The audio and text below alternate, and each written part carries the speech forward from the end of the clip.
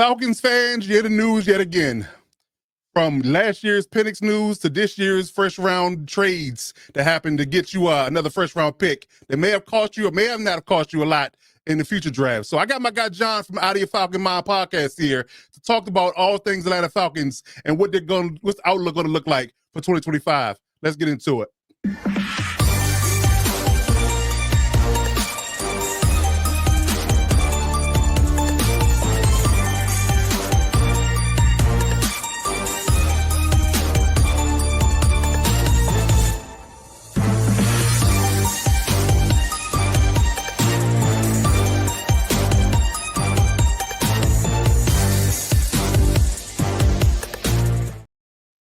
Big John, he is in the building. Buddy?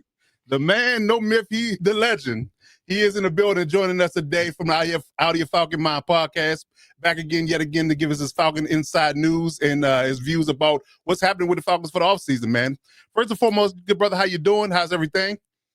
Doing great, man. Glad to be back on the show. I don't think, is that a new intro video? I don't think you had that last time I was on. I did not. That's brand new for the new network. I like it. I love it. That's great. Yeah, man. Yeah, no, we're doing good, man. It's they never give us a boring off season. I can tell you that. I mean, like it's always something. So, but we're doing good, man. We're going to get into it. Like I said, excited to be back on the show, man. I appreciate you having me on. Yeah, man. I think you haven't been on the show since we rebranded. We've rebranded at the top of 2025. So yeah. So we all new, brand new. We're now the Lockdown Defense Sports Network rather than podcast. So yeah.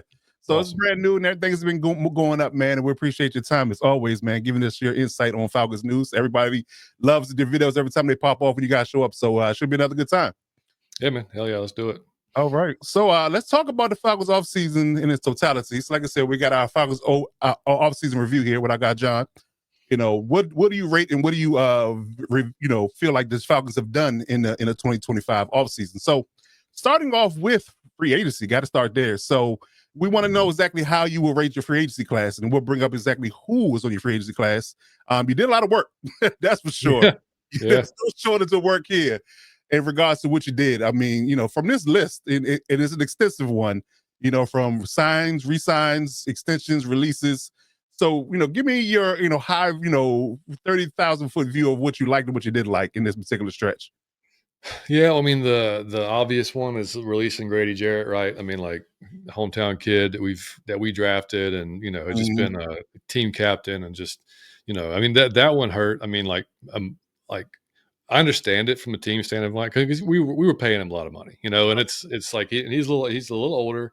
So I understand it. I mean, like, and there's a lot of fans I think are still wondering why David Onyemata is still hanging around. That we thought we could have cut him, and kept Grady, which is true. But you're not going to save as much money. So I kind of understand you. And we're not exactly one or two players away. So we need as much depth as we can get on that line. And I mean, we'll talk about some of the moves we made in the draft. But I mean, that one hurt. Like I said, just from an emotional standpoint, every fan was like, damn, that one hurts to see Grady go to Chicago. Then, like 2 weeks ago, he's like throwing out the first pitch at the Cubs game with Dansby Swanson. I'm like, man, what the hell is this? But it's like right in the heart, dude.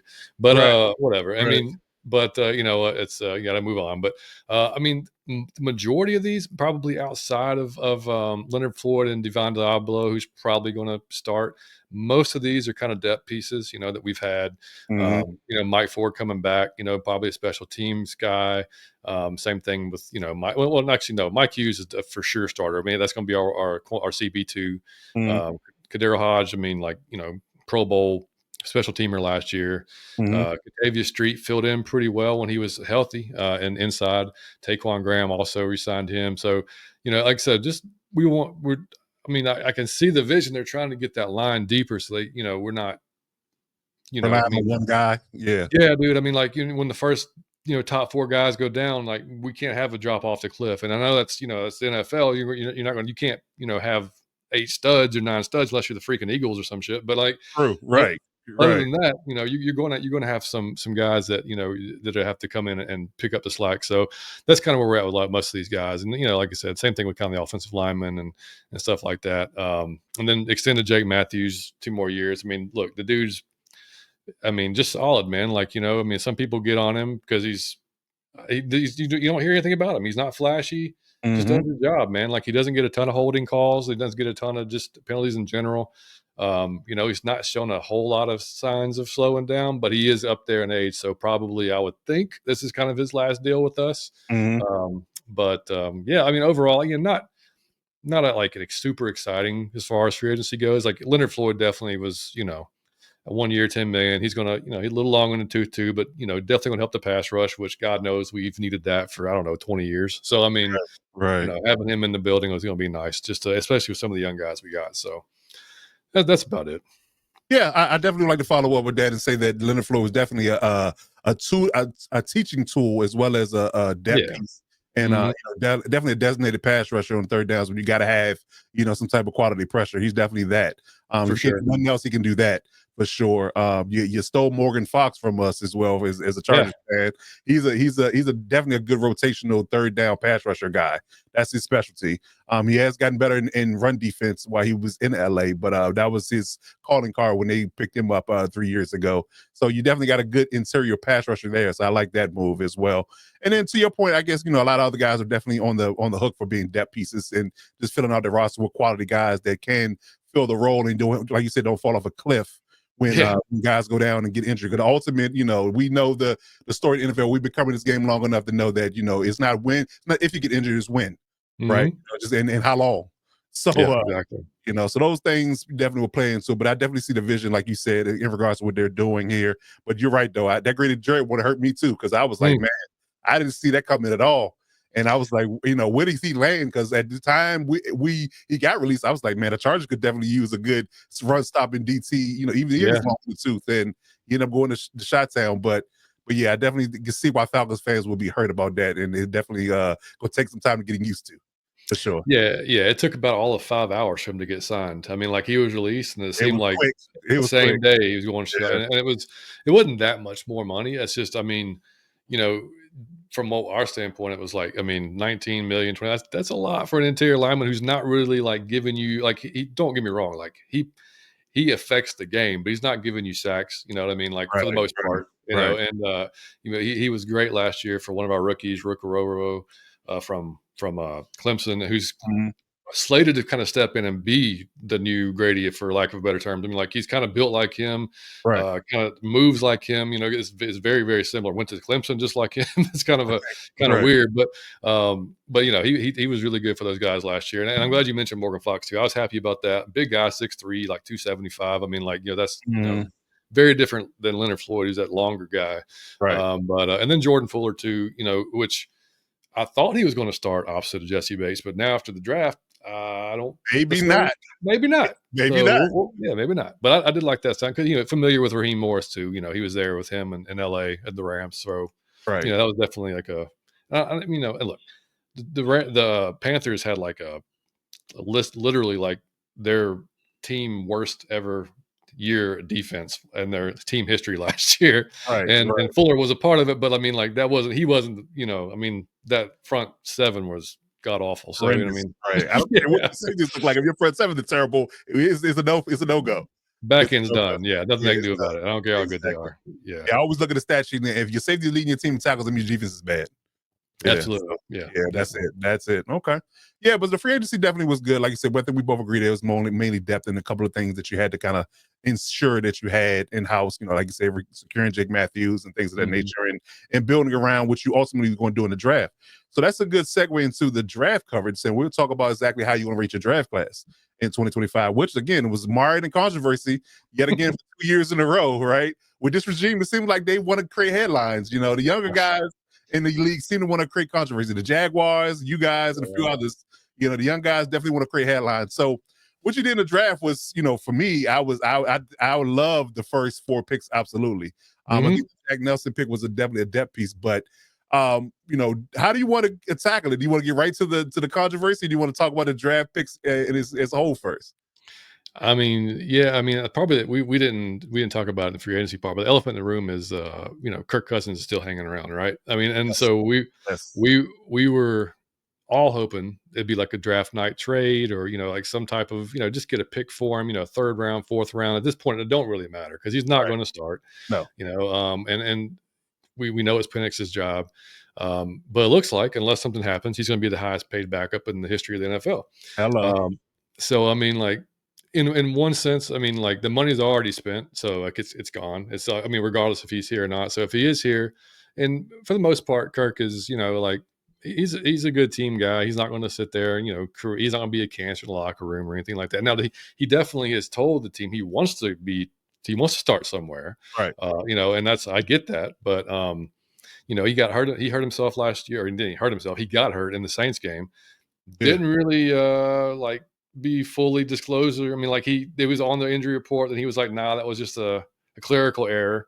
But then the next 4 weeks, he fell off a cliff, and it's like, dude, you were hurt, man. Like Right. you should, and it was clearly he was hurt. So, not in the good graces of the fans, to say the least, man. The fans want his ass gone like yesterday.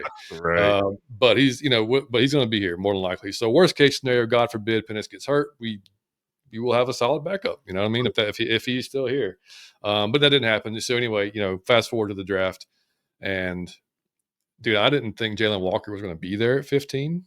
I don't think a lot of people did. To be honest, No, I thought was going to jump all over that. me too. I was like, man, Panthers. That's got their. I mean, he's got their name written all over him, and then they passed on him. I think they wide receiver, didn't they? Yeah, Ted McMillan. Mm-hmm. Yeah, that's right. So he kept falling, and we were all in the draft show. Like we had a live draft show with some of our podcast buddies or whatever, and we were all panicked. We're like, damn, there's too many choices for them right now. Like they're going to mess this up. Right. I mean, like they always mess. They're going to do something stupid. Right. And they took Jalen Walker, and we were all like, hell yeah, because he's kind of like, you listen to you'll hear mixed reviews. I mean, like I like Nick Saban. I listen to what he's I respect what his I do. right? I agree with that. I definitely agree with that. And so like he was talking about like look, he's not saying he's Micah Parsons, but he's saying he's that type of role, right? Like he's going to be, he can line up on the edge, he can play linebacker, he can drop in the coverage, he can kind of be that guy that's you don't really know where he's going to come from, what he's going to be doing. And he was so super successful at Georgia. If you listen to the guy just for 5 minutes, he's going to be a captain one day. I mean, like he is just, like polished, like to the nines. Like he's going to be a team captain in a few years, without a doubt. So we were ecstatic to get that. Now, my buddy who has a podcast texted me probably around pick 18, 19, and he's got a few contacts that he would not divulge to me about who they are. Okay. But he texted me and said, hey, they're trying to move back into the first. I was like, bullshit. There's no way. You know what I mean? Like, right. And so I told the guys on the podcast, and we're all like, no, there's not. They can't. We don't. For what? We can't. We don't have anything to give them. Right. And then lo and behold, we moved back in the first, and like at 26, I'm like, no way. So we're freaking out. Like we thought we were going to get like, okay, here comes Malachi Stark, something like that out of Georgia as well. Right. Kind of do it all, safety, nickel corner, whatever, just ridiculous. Swiss Army knife. Yeah, absolutely. Right. And they were, and at Georgia's pro day, Jeff Ulbrich even commented like, hey, that dude is just special. Like so it just seemed like everything is kind of pointing toward, okay, we got the guy we want to rush passer with, and in our front seven now, let's go get our back end guy. Because we did not resign Justin Simmons. So right. We got that kind of opening there at safety. So, which again, we had Jordan Fuller, but we open to an upgrade, if it was there. Oh yeah. But James Pierce Jr., man. And he was on a lot of the early mocks, he was mocked to us at 15. And so he, and I don't know what your opinion is on this, because like this happens every year, dude. You'll see players all of a sudden 2-3 weeks before they got character concerns, something comes out. Jalen Carter every year, and it happens all the time. And it's like, and sometimes it hurts their stock, sometimes it doesn't. So they did some. They went to this dude's house. They spoke to his family. They spoke with his friends. They spoke with everybody around this guy, and they were like, "Yeah, it doesn't seem to be an issue." Like they had no reservations whatsoever. And you listen to the guy in an interview, and he's like, very mature. You know what I mean? Like it's like if he had any issues at all, like they said possibly it was just like. Well, some people in media said they questioned whether or not how much he really liked playing football. Dude, I watched film on him. Oh, he's relentless. Dude, what are you looking at? Like he never stopped. Listen. So like, I don't know what maybe he doesn't like to practice. I don't know. Like, I don't know where they're getting it from, but regardless, I'll tell you what I think about that whole situation, about the narrative about having character issues in general. Because I'm a person that's can build a case in totality on you rather than a one bad moment type of situation. So I'm going to say that if he spent 3 some odd years in college, nobody had an issue. Never an issue about his character, never an issue about his ability to play. He pops on film, he shows up, like, he's there. He can't hide, Mhm. when it comes down to his play on the field. And off the field, again, the coaches, friends, anybody in the media, because let's be honest, if something was to get out about him, it would have been out by now.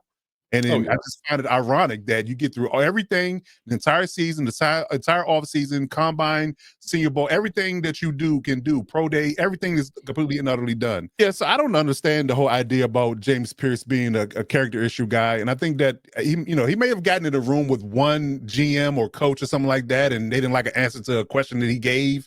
And for some reason, much like the Shedeur Sanders thing, it runs rampant. One GM talks to another, and all of a sudden, his kid has a bad rap, or he has character issues, or he don't love football, and things of Yeah. that nature. And then when they get on the field and on and off the field, they're model citizens. They're never in trouble with the law. They never, ain't nothing nefarious going outside. They play well on the field. They're hard workers. So I don't get that, and I almost feel like some people are kind of putting things out there, hoping that he may fall to them. Kind of a Mhm. smoke screen Yeah, type right. of deal. So I think that's definitely what they did with Jalen Carter. I know he had that 100%. accident business, but I know that I think a lot of people try to push him down the draft board so they can actually get their hands on him because they knew how good he was. Same thing with Yeah, James Pierce. I mean, the kid, I think he can stand to gain a couple of pounds for sure. for the NFL game, but outside of that, the kid's explosive. So y'all got a good one there, in my opinion. Yeah, I totally agree. And I mean, not trying to like crap on all the media members, but you know as well as I do, like they're all like if they're all trying to break something, right? They're Oh all yeah. trying to get a story, they're trying to get clicks.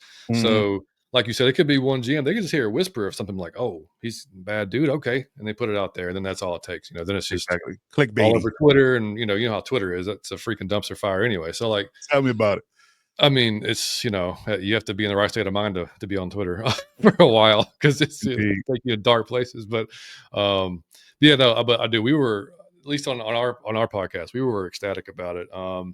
Because like I said, I mean, we literally, dude, we haven't really drafted and developed a pass rusher since Patrick Kearney, and I'm not even lying. Like, I mean, like That's a long it's a time. long time, dude. I mean, like, Vic Beasley had one good season, Mhm. and that was it. And That he was it. disappeared. Yep. Tad McKinley, we can't even speak his name. Like he was just, I mean, Yeah, he's here and gone. I mean, dude, with the other Jamal Anderson we drafted from Arkansas, which was ridiculous. I mean, people don't even know who that is. I mean, like it's just we've struck out on everybody, So right. like we're all a little afraid to even be like super excited because we're like, we've this happened before, but the track record of both of these guys in college is really damn Stellar. good. So Stellar. Absolutely. Yes. it would be you would hope you hit on one, would love to hit on both, that type of I thing. agree. But I but totally they're agree. but they're going to immediately contribute this year, man. They're going to be part of a rotation for sure. And like I said, we're always either dead last or in the last, bottom 3 or 4 when it comes to sacks or affecting the Mhm. passer every single year. So, finally, they addressed it this year. We thought they were going to last year. It took Penix, which, hindsight, Penix was a great pick, right? Yes, it was. Right. But now it's like, we were ecstatic. And then, to Xavier Watts too, we can get into him. Like we thought he was going second round. He'd be gone. I mean, Listen, had he not gotten hurt, he would have been a first rounder, in my opinion. right. Yeah, so I I think y'all mean, got to steal in the third round. I think the only reason he's still there at 3 is because in the third round because he got hurt. yeah, But his tape is amazing too. Like I think Jalen Walker, James Pierce, and Xavier Watt. If you could just scratch off anything, injury wise, like those are all first rounders in my book. So it's almost like I got 3 first rounders with 2 first rounders in the third round pick. So I definitely did hit home runs in all 3 in my book. for sure. And I mean, and we didn't really address the controversy with that. But so a lot of people, not a lot, a decent amount of people, at least around the Falcons world, were pissed off that we gave up next year's first to come back up Mhm, and get James Pierce, right? mhm. I mean, dude, we moved up 20 spots. You're going to have to give away at first. Like you have to give it up. True. And to me, like I wasn't upset because like you're getting literally 2 top 10, 15 ish type players Yeah. and you got them at the 20. And so, like, you hope, number one, for God's sake, please make the playoffs this year. So we have to talk about this next year. If we made the Right. playoffs, we're drafting later in the round anyway. Uh-huh. And if you've got your 2 guys, I mean, like, I You don't, picked it in if the you get, 20s or below. So yeah, I agree with you there. Yeah. I mean, if you get your guy and it works, then great. You know what I mean? Now, look, if he's just not the dude, then yeah, we can look at it. But I mean, dude, the draft, and as well as I do, is it's a crapshoot, man. Like you don't know how these guys are going to train you. The most polished dude sometimes just does not translate to the NFL for some reason. You know what I mean? It's just that some just happens. But I had no problem with them moving up because for once I'm like, look, they moved. It's not like we moved up and took like a guard, or something or a running back, or something just stupid. Like we took two guys that's addressing a huge need that we've had for years. So Right. like I'm all about it, man. And so, but like I said, some people are just, and I get it. Trust me, Falcons fan, and just like the Chargers, dude. Like I said, we're very similar, just different coasts of our teams. It's Right. like some fans don't want to get too hyped because they've been there before and they've been let down. So and I Right. get it. I totally get it. But like I try to be optimistic about it and realistic at the same time. But like I said, me watching both of these guys their entire college career, being a huge college fan myself, Mhm. I mean, dude, I couldn't be happier to have him. So, and then like you said, Xavier Watts fallen, and that's like we alluded to earlier, that's probably your starting free safety next to a strong safety next to Jesse Bates, right? Oh, I'm all in. I'm all in on I that. mean, Chips in the middle of the table. I'm all in on that. I feel like that's almost a given. Like I said, he's yeah, gonna be fully healthy by that time, yep, ready to roll. I mean, unless somehow or another he just doesn't pick up the scheme for some reason earlier on, then Jordan Fuller may pick it up right, faster. He's taking Jordan Fuller's spot either now or later, but it's yeah, happening. yeah. I It's mean, ball hawking dude, man. He even said he patterned his game after Jesse Bates. So I mean, like, what better guy to happening have right away. to teach you the ropes. So I mean, and then Billy Bowman, like, so if you're not a huge college fan, you probably saw, like Falcons fans. I even saw it on Twitter, like, why the hell we draft two safeties in a row? He's not going to play safety for us. He's going to probably be your nickel corner. Mhm. D. Alford was our nickel corner last year, had a rough year. Now again, it's like we talked about earlier with the Panthers. Like, I have a hard time really crapping on the back end when your front end's terrible, Right. or not really good, because you can't expect these guys to cover for forever. You know what I mean? Like, so like he had a rough season regardless. So Mhm. Billy's going to push, man. He is an aggressive, like fast, twitched up, you know, safety, whatever you call it, nickel. Basically, he's going to play nickel corner. He's going to Right. challenge D for that job for We'll sure. call him a hybrid. Yeah, I Yeah, like there the you go. There hybrid. you go. Okay. Definitely. And again, another ball. Like, I think he had 12, 13 interceptions, something like that. So another ball hawking type of dude, man. Mhm. So I was happy to get him. And then Jack Nelson. Look, Wisconsin puts out some big ass linemen, man. They always do. That they do. They always do. And I mean, we took one years ago that didn't work out. We took a center named Peter Cons, and like you say his name around here, it's like, oh my God. Yeah. It's it didn't work out, wasn't good. But Jack Nelson, man, I think allowed one sack and like 254 snaps. I mean, putting something stupid. And you're playing in Mhm. the Big Ten. I mean, like it's a Right. legit conference, so Absolutely. he's faced some good competition. So like, and with Jake getting older, we got Caleb McGarry on the right side, who's now protecting Michael Penix's blind side, True. uh, which, Left-handed quarterback. Yep. yeah. So, and we've Caleb McGarry is like a love hate with Falcons fans. Like he's really good, fantastic in the run, like just a Mhm. bulldozer when it comes to like a run blocker. But any kind of really speed rushing defensive end, like you're going to have your way with him. I mean, Mhm. he's never been able to really, really, and that scares you to death because Penix, you don't want him to get blown up, right? Cool. So, but we'll see, how Jack fits into some of that. Maybe, maybe he gets in there, maybe he doesn't. But either way, I was happy with him taking that because again, that's going to be a position we have to address sooner than later with Jake Matthews getting older. So overall, man, I wasn't expecting a lot. We only had 5 picks, Mhm. but man, I could not be more happy with the 5 guys that we I got. mean, talking about averaging Aaron Judge numbers with the draft, though. Right? I'm just I saying. mean, it's uncharted territory for us, dude. We don't know how to feel. Like we're normally sitting there going, "What? Right. Why? Like Right. Exactly. him? Who the hell Right. is that?" Like that's what we're doing most of the time. We're like moving up to take a guy from, you know, Northeast South State, we've never heard of in Division III. You know what I mean? Like that's what we've been doing over the past Right. some odd years. And it's like South finally we're Central taking. Louisiana Mud Dogs. Exactly, man. It's like, come Right. on, dude. Do y'all have a diversion to take SEC players, like, or big like guys that have been there, done it at the highest level in college? Like, come on. Right. But yeah, anyway, man, we're excited, man. It's that was to have all the cousin stuff kind of behind us in a way, and like, you know, a fairly down off season, other than like a couple of good signings that we had. Nobody was really hyped, you know what I mean? And then this draft happened, and it's like, okay, now it's like, okay, let's get the season here. We're ready to see what these guys get them on the field, see what they look like. So I love it. I love it. Okay. All right. So to wrap it up here, a quick twofold question. It was one nested in the other here. mhm. Clearly I'm very high, and I've been singing Michael Penix's praises since he got drafted. in regards to him coming to you guys and then ultimately I guess you can say starting in later in the season. I think they should have pulled the plug on Kirk Cousins 2 games before that. You probably would have missed the playoffs, but I'm not going to cry over spilled milk. But Yep. What do you feel like his development is going to be like in year 2? And what's your overall outlook for the team in totality in 2025? Way too early predictions on the season. Man, for Penix, huge. I mean, it's like you want to have big expectations for him because you saw what he could do those last 4 games, right? But at Washington, he would have some that were, it's still like a little accuracy things from time to time he's got to work on. But look, he's second year in the league. I'm not expecting him to be perfect. He threw some come on, that Kyle Pitts in the end zone against Washington. Oh, man, great. There's only a couple of quarterbacks in the league that can legitimately make that throw. Agreed. And he put it on him, dude. And there's another one he threw it on the sideline. I think it was to Daryl Hodge or maybe it was Ray. Just stupidly. I mean, the dude's got a cannon. His hands are ginormous. So like he can, throwing the ball downfield has never been his problem, and it's not going to be his problem here. At one more year getting in, now working with the first team, getting more reps with Drake London, getting more reps with Kyle Pitts, who look, Kyle's got to perform this year. This is his contract last year. Put up a contract year. This is it. That's it. So it's like, and he's going to be here.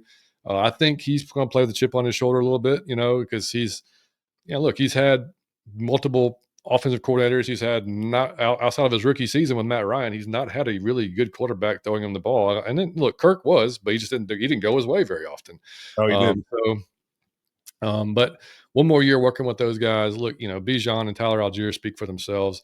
And I was a little concerned they may trade Tyler, because there was, just to pick up some picks, if that was out there. And, luckily, I understand if they do, but that dude's such a valuable part of the team too. I'd hate to see him go, but I expect big things from Mike this year. I mean, and also look, Matt Ryan's back working with him. Like he's back with the team, and so it looks like they've mended their fences from when he got basically unceremoniously traded to Indianapolis, right? With the whole Deshaun Watson disaster. Yeah.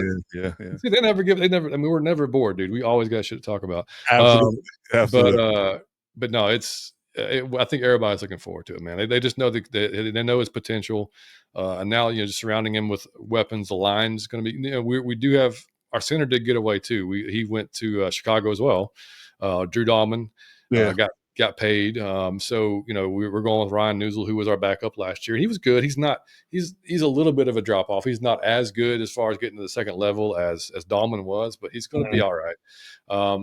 But so yeah, I mean, huge expectations from Mike. I think people do want to chill a little bit. Like he may, look, we've seen quarterbacks sophomore year, and I know it's technically going to be kind of his rookie year because he only got 4 starts. Right. But they're going to be ups and downs, just like any other quarterback, man. He may have some stinkers that it's just going to happen. It's just that league, So, but overall, man, I think everybody's stoked. I can't wait to see him on the field. Absolutely. And like you said, with a full off season, and nobody looking over your shoulder, kind of debating whether or not you're the guy or not, and having a full, out year with your OC, full off season of work, full of rhythm OTAs and everything, and you like you said, you're the starter. That builds confidence. So I think he's going to have a great year, in my opinion. And I think you're looking right. You're not looking up at the Buccaneers, but you should be looking right in the eye at this point. Exactly. That's the biggest, and I think. And Zach Robinson, our offensive coordinator, I mean, I don't know if he would say it publicly, but we saw it, and I know 100% that playbook was definitely cut down for Kirk. Yeah. I mean, like, there's only certain things. We saw I think Kirk got more comfortable as the season went on. But that first game against Pittsburgh, dude, we were panicked. We're like, this guy cannot move at all. Like, he can't even shuffle his feet in the pocket. It looked like an 80-year-old out there trying to play. We're like, oh my God. So, but it got better, but still it wasn't. I don't think he could truly do what they wanted to do with the quarterback position. It's probably driving them nuts because they probably saw Mike in practice with the twos going, damn, he literally though can do everything we want to do. Right. And so it becomes a money thing at that point because you're paying Kirk all this money, so you got to give him a shot. You can't automatically pitch him after paying him $150 million. So you had to give him a shot. But it just, like I said, it just didn't look good from the start, and they just had to roll with it until it got to the point where it was just dumpster fire bad, and just had to pivot. But actually, the game against the Chargers, man, I mean, like he literally won that game for you guys. He threw you 4 balls right to the guy. I came on this podcast and said the exact same thing. That thanks Kirk Cousins for that victory because he definitely gave.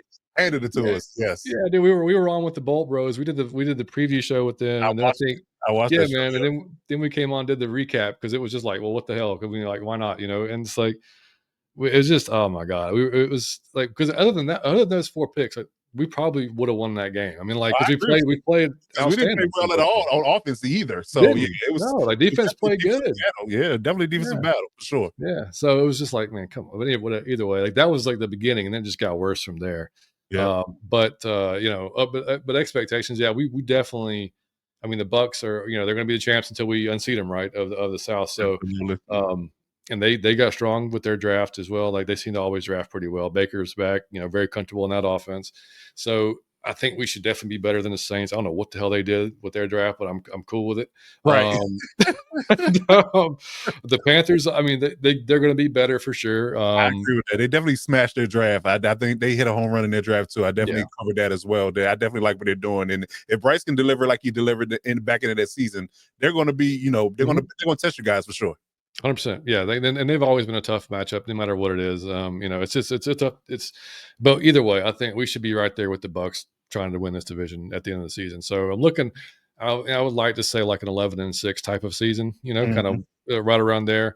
I think I said 10-7 last year, and I mean, Either one we, is, is definitely an improvement from the last three. So yeah, 100%. Yeah, I mean, and absolutely. it's and I almost want to say like like 9-8 until they prove me wrong. You know what I mean? Right, right. But I think 11-6 is definitely, and with our schedule too. It's not the most difficult of the schedules in the world. So, and I'm not the one like I don't really play the schedule game because it's a freaking NFL. We see it every year. We see bad teams beat good teams all the time. So All the like time. I don't want to say like, that's definitely going to be a win because it never works out that way. But I think 11 is a realistic number. You know what I mean? And we'll see, man. Like I said, if we can kind of do what we did last year and win pretty much all but one game out of the South, I mean, you should be able to take care of the rest of your business. So Should. we'll see. Yeah, Okay. We heard it first, ladies and gentlemen. He's cautiously optimistic about 9, gotta 10, be. maybe 11 wins for the Falcons. Is a way too early projection, but yeah, man. So it should be a good year. I mean, hopefully you guys stay healthy. We get through OTAs, get through minicamp, and have a productive preseason, and we'll get right to it. But yeah, we'll definitely try to get you guys back on between now and then. To Oh, for sure. discuss what the preseason in the summer's going to look like, and we'll get the NFL season off to a good start. That's for Yeah, sure. man. Yeah. Well, anytime y'all want us on, man, give me a shout, and we'll try to we got to get Mike on when he's next At time too. some So point, we keep missing we Mike. We got to got to get get Mike Mike on on. at some point. Exactly. I always see to catch our shows, and I talk to him in the chat, but I don't get a chance to actually talk to him on a Oh live yeah. show. So they definitely got to do that at some point. Yeah, whatever the next show is, that's going to happen. We're gonna make it where he can be on that damn show. So we'll work That'll on it. work for me. That'll work Yeah. for me, man. But let's tell the guys they can find you on social media. I know you're kind of on hiatus right now, but if they're looking for Falcons news, let them know they can find you at.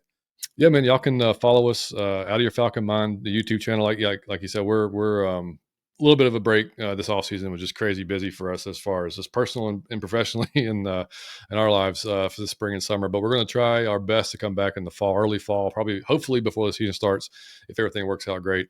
We'll be doing at least a show a week at least, you know what I mean? And then we'll kind of see how that goes. But you can follow, like I said, you can follow there, subscribe, and I'm on Twitter at Out of Your Effing Mind, tweeting about these Falcons, and sometimes brave, sometimes just other random stuff. But you can Right. follow me on there. And that's it, man. Yeah, that's where we're at. Cool. Yeah, so if you didn't catch that, I'll drop a line in the description of this video so you guys can follow them as well. And as always, hit that subscribe button for this channel so you can catch up on everything daily NFL coverage from anywhere from the Chargers, the Chiefs, the Commanders, Falcons, you name it, we got it. Daily NFL coverage Monday through Friday, each and every day at 3 p.m. And if you're looking for us on social media, here's our links. We're on pretty much every platform at Lockdown Defense Sports, except for Twitter. We're Lockdown Defense. Lockdown Defense Sports at gmail.com is our email address. And as always, man, drop us a line, drop us a DM. And if you have any questions, please fulfill the ask. But in the meantime, between time, that is Big John from Out of Your Falcon Mind Podcast. I'm Coach Defense. Until next time, we'll see you when we see you. Step up Peace. and lock it down.